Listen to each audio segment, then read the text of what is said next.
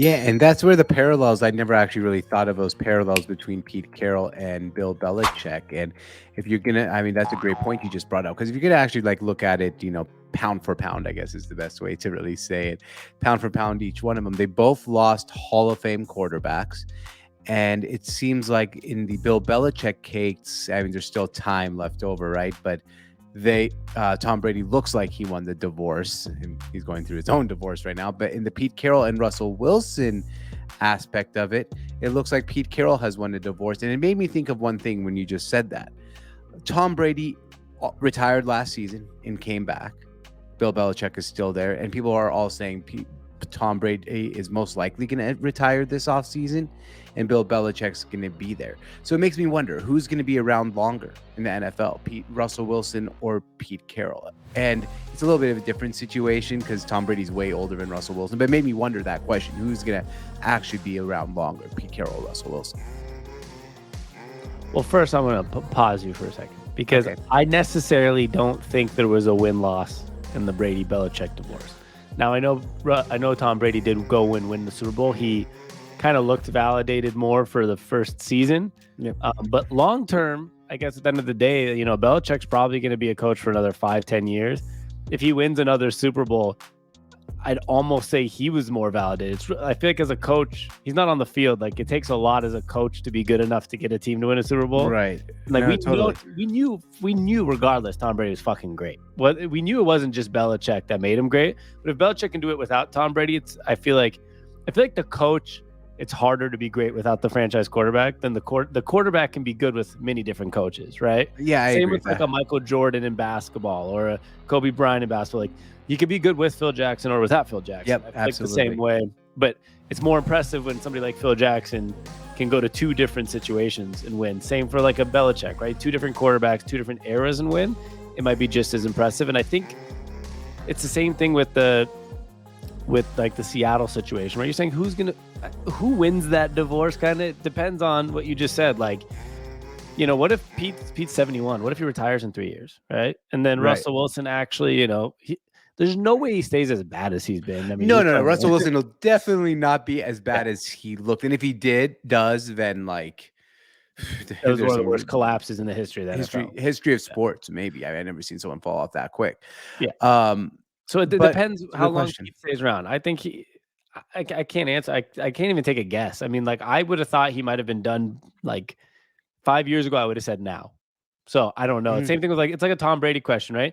Tom Brady and Pete Carroll, very similar in this aspect of like, they're extremely young for their age. Like, nobody would have guessed Tom Brady plays till 45.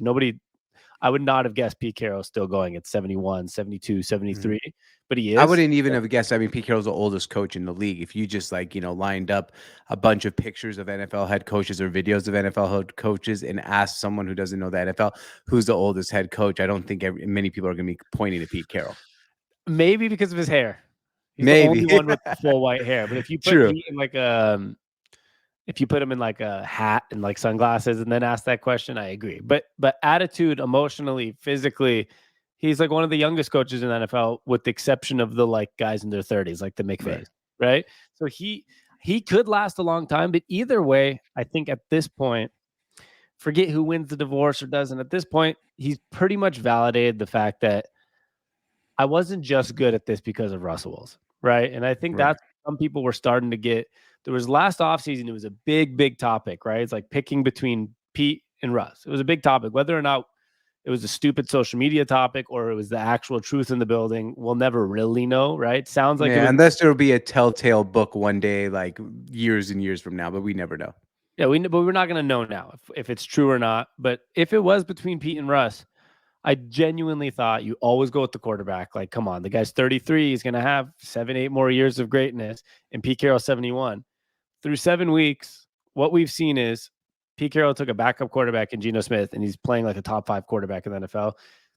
To be safe, I'll say top 7, whatever, right? Like, outside of the Mahomes, Burrow, Allen, he's playing just as good as Brady, Rodgers, all these guys. Like, I know there. That's the craziness of it. And then Russell Wilson's playing like a bottom 5 quarterback who's now hurt again. Last year was the first time he got hurt in his career, and now he's hurt again, missed a game. They're saying he might miss this next week as well. So far, all I've seen is Russell Wilson's on the downturn and he needed Pete Carroll, and Pete Carroll can make any team good as long as people are willing to be part of his cool Zen rah also program, I'll call it. program. Yeah, because I remember there was reports a couple of years ago that people got tired out from it, right? But that's probably people that have been there for a long time. We have a lot of young guys, a lot of rookies, and a backup quarterback trying to prove himself. This is the perfect time to be part of the program, like you said. Yeah, I mean, that's a great point too, because like you just said something there, and it's like we got a lot of rookies, a lot of young people. Someone like Geno Smith who hasn't really proven himself yet, despite being in the NFL for X amount of years. So you're right; it's the program that really, it is almost like a collegiate program, and maybe 3, 4, 5, 6 years, his message gets a little bit clouded up, and people start tuning out that message. But definitely with all these young guys listening to him, and him having a Super Bowl ring and a national championship ring, young people will come in there, 2 national championship rings. People will come in there and really actually listen to what the message Pete Carroll has to say, not tune it out.